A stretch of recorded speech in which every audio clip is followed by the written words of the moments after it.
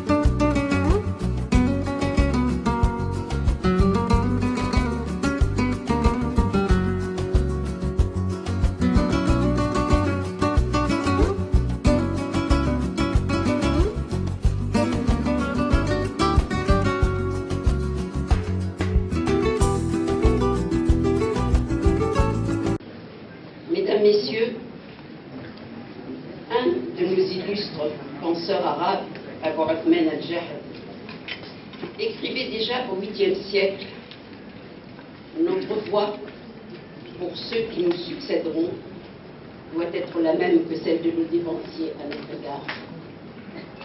Nous avons trouvé davantage d'enseignements qu'ils n'avaient trouvé. De même, ceux qui nous succéderont trouveront davantage d'enseignements que nous n'avons nous-mêmes trouvés. J'ai voulu commencer mes propos par ces phrases, tant la modernité et les préoccupations pédagogiques qu'elle véhicule me semblent s'harmoniser avec nos préoccupations de formateurs d'aujourd'hui. Ce sont ces préoccupations qui ont guidé, entre autres, nos premières démarches. Moi-même, en tant que doyenne, et l'équipe que j'ai eu l'honneur d'accompagner lors de la création en 1974 de cette belle institution qu'est la Faculté de médecine de Sousse. Mesdames, Messieurs, nous sommes en 1974. La Tunisie indépendante atteignait sa majorité. Il lui fallait alors dresser les bilans et établir les inventaires. Il lui fallait également prendre ses marques et s'apprêter à opérer le saut indispensable vers la modernité du 3e millénaire. Des changements structurels, fonctionnels, sociaux avaient certes jusque-là transformé le visage de l'éducation, de la santé, de la vie économique et sociale dans notre pays. Les résultats étaient probants et les évolutions notoires. Fallait-il encore les conforter, les dynamiser et les étendre davantage vers toutes les régions, vers toutes les couches de la société? Mu par cette volonté délibérément humaniste, l'État s'est donc orienté vers la consolidation et la multiplication des structures. Procéder à une revalorisation des acquis et décentraliser les moyens d'action constituèrent alors les outils indispensables en vue d'assurer à toute la population bien-être, justice et dignité. En matière de santé, améliorer la qualité de soins et de la prévention dans toutes les régions. Former dans ce but un plus grand nombre de médecins et de spécialistes de santé. Désencombrer la faculté de médecine de Tunis, alors unique établissement d'enseignement et de formation. Toutes ces raisons furent à la base de l'engagement politique et budgétaire de l'État dans la création de nouvelles structures. C'est dans ce contexte de développement du réseau de santé et de son déploiement progressif sur le territoire national que furent créées les facultés de médecine de Sousse et de Sfax, et plus tard, celle de Monastir. Mesdames, Messieurs, la faculté Ibn Jazar a aujourd'hui 40 ans. Investie plus que jamais de la noble mission qui lui incombe, elle se projette actuellement vers une faculté socialement responsable et capable de relever plusieurs défis. En 1974, les défis, les premiers défis du moins, étaient autres. Mais pour avoir été différents en raison de défaillances de logistique ou de restrictions de personnel, par exemple, ils n'en furent pas moins exaltants. Je rappellerai simplement pour le souvenir que lors de la création de la faculté des tout premiers mois, le personnel s'est limité au trio doyenne, secrétaire et vaguemestre. Que le comptable nous était prêté à titre amical et bénévole par le lycée de garçons de Sousse et que le bureau du doyen occupait une salle dans les locaux du lycée technique, salle que nous fûmes d'ailleurs conviés à quitter la veille de la rentrée des élèves de ce lycée. Je ne retrace ce tableau que pour rendre hommage au courage, à l'abnégation de toute l'équipe qui a rendu possible la concrétisation et la mise en place de ce beau projet. À bien d'autres, je rends également hommage, tant il est vrai que la volonté politique et l'encouragement des autorités de l'époque, ministres et hauts responsables, ont constitué pour nous un appui particulièrement motivant. Je rends hommage au noyau qui s'est joint à moi pour me conforter dans la prise en main des destinées pédagogiques et matérielles de la faculté. J'ai nommé tous les médecins chefs de service de l'hôpital Farhat Hachem, ainsi que les professeurs Abdelhamid Jiden et Marcel Chedi. Et notre regretté, le professeur Chedli Bouzaboula, qui a rejoint la faculté une année plus tard, cette faculté qu'il a servi avec passion, avec dévouement, avec abnégation. C'est grâce à eux et à leur engagement que la faculté put effectuer ses premiers pas et en dépit de bien des aléas. La première promotion comptait 117 étudiants sélectionnés d'après leurs notes au baccalauréat. Cette première promotion était accueillie dès octobre 1974 dans les écoles de santé publique, dans l'école de santé publique située dans l'enceinte de l'hôpital Farhat Hachem. Les infirmiers et l'administration de cette école ayant été logés ailleurs. La première rentrée était ainsi assurée. Un projet orienté vers l'édification à court terme de locaux neufs aboutit à la finalisation de 3 amphithéâtres qui reçurent la première et deuxième promotion d'étudiants. Et en novembre 1975, le président Bourguiba inaugurait la faculté de médecine de Sousse, qui prit en 1984 le nom de faculté Ibn Jazar en l'honneur du millénaire de cet illustre savant. En 1981, année de la sortie de la première promotion de médecins, les travaux étaient achevés avec l'édification de locaux administratifs, des laboratoires, de la bibliothèque et de 3 autres amphithéâtres. La faculté de médecine de Sousse prenait ainsi le statut d'une faculté moderne. Ces objectifs s'articulaient dès le début autour de la formation de nouveaux médecins ouverts sur leur environnement et préparés à un exercice de la médecine intégrée selon une approche novatrice à la fois curative et préventive. Le département de médecine communautaire fut ainsi créé.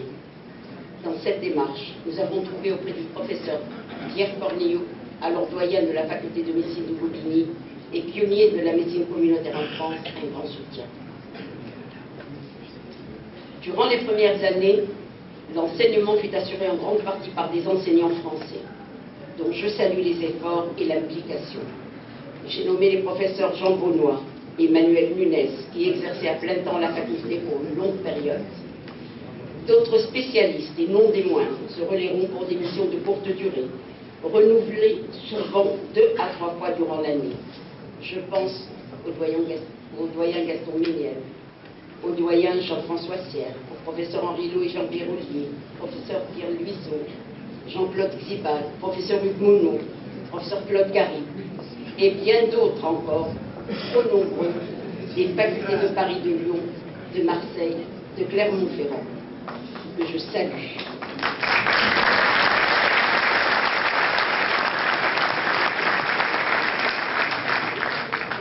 Je remercie également les collègues de Tunis qui nous ont apporté leur aide et leur soutien, particulièrement le professeur Amol Cheikhi,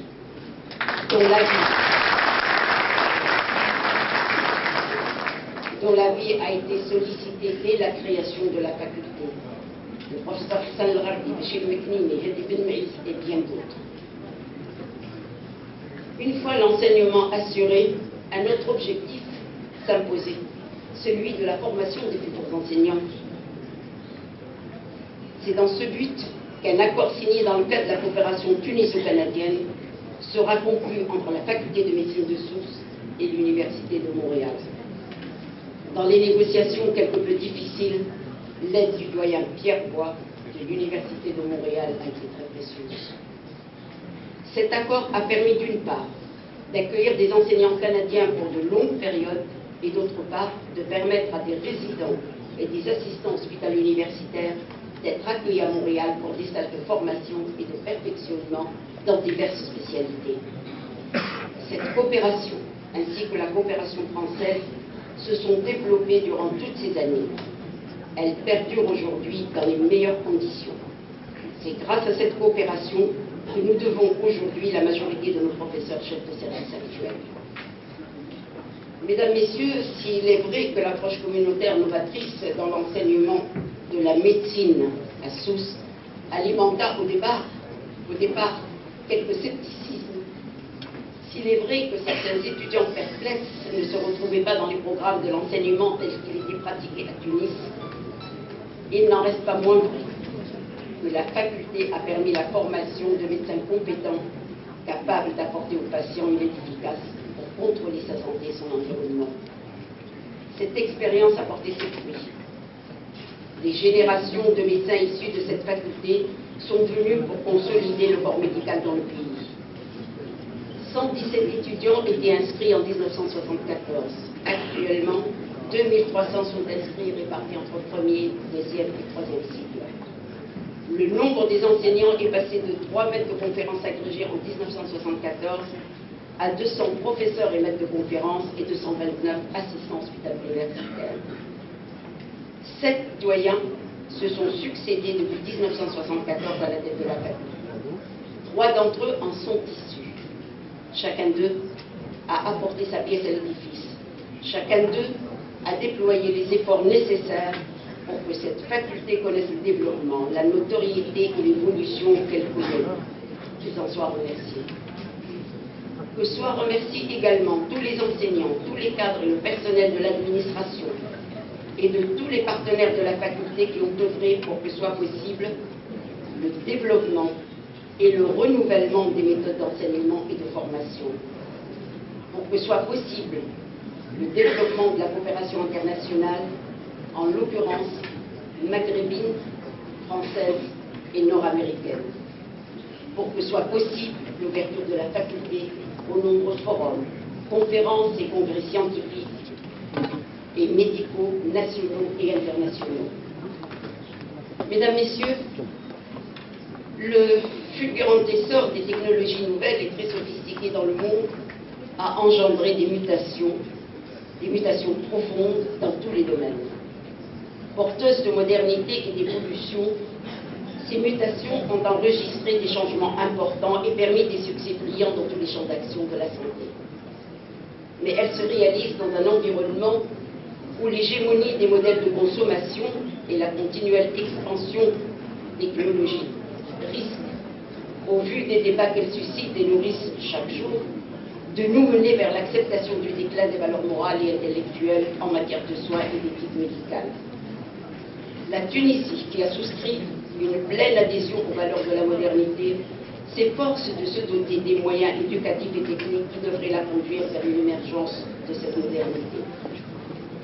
Ayant placé dès les premiers jours de l'indépendance la santé parmi ses préoccupations et ses actions prioritaires, elle en a fait un vecteur d'évolution tant il est vrai et pour prendre une définition de l'OMS, que la santé est un état de complet bien-être physique, mental et social, et ne consiste pas seulement à l'absence de maladies d'infirmité. Ainsi, des médecins compétents, des chercheurs émérites, des techniciens de santé et grand nombre de personnels paramédicaux ont été formés dans nos facultés et écoles de santé nationales. Certains œuvrent aujourd'hui à former eux-mêmes les générations futures qui prendront en charge les destinées de recherche et de soins. À ceux-là, et à ceux qui le relayeront, je voudrais dire, en citant le doyen André Goisé, fondateur de la Conférence internationale des doyens et des facultés d'expression française, je le cite: « Je crois profondément que dans le monde d'aujourd'hui, le concept qui doit hanter toute la société, toutes les sociétés, le seul peut-être qui vaille n'est autre que la formation des hommes à leurs responsabilités, et je pense ici particulièrement à la formation de futurs médecins, garants de la santé, le bien-être le plus possible. » Fin de citation.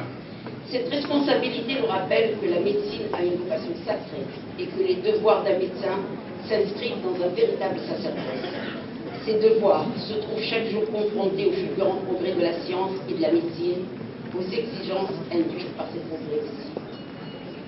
Le formateur est ainsi appelé de plus en plus, sinon à redéfinir son rôle et ses missions au niveau des programmes, compte tenu de sa propre adhésion à une nouvelle philosophie qui considère le patient dans sa globalité, c'est-à-dire avec son corps et ses problèmes essentiels. Une prise en charge totale et plus précise de la santé de ce patient est ainsi possible et possible. Mesdames, Messieurs, on a souvent dit et écrit que les développements et les progrès des technologies pouvaient faire courir le risque de déshumaniser une société. Bien des dérives seront pourtant évitées si toutes les tentations de réduction de l'humain agrandissent seulement la machine, la génétique ou l'imagerie étaient maîtrisées. Une approche sereine de cette démarche rendra possible la vision humaniste des pratiques médicales, démarche où les patients, la maîtrise des outils et des coûts des soins, la réduction des risques et les décisions percutantes au moment du diagnostic permettront aux médecins d'accéder à ce qui est appelé aujourd'hui la nouvelle compétence. Cette nouvelle compétence qui ne veut pas se baser sur une simple accumulation de connaissances doit aussi trouver son fondement dans une certaine forme de comportement de la médecine au service du patient. Mesdames, Messieurs, je ne peux terminer mes propos sans dire la joie et la fierté, la réelle émotion que je ressens à fêter avec vous ce brillant anniversaire. Je ne peux terminer mes propos sans évoquer l'insigne honneur qui m'a été dévolu pour guider les premiers pas de cette belle institution. Et je ne peux terminer mes propos sans rendre à César ce qui lui appartient et de donner à Ahmed Ibn Jazar l'opportunité de nous affirmer: ne peut prétendre exceller dans le noble art médical que celui qui éclaire les obscurités pour mettre cet art à la portée, non pas seulement de certaines personnes, mais de la communauté tout entière. Je vous remercie.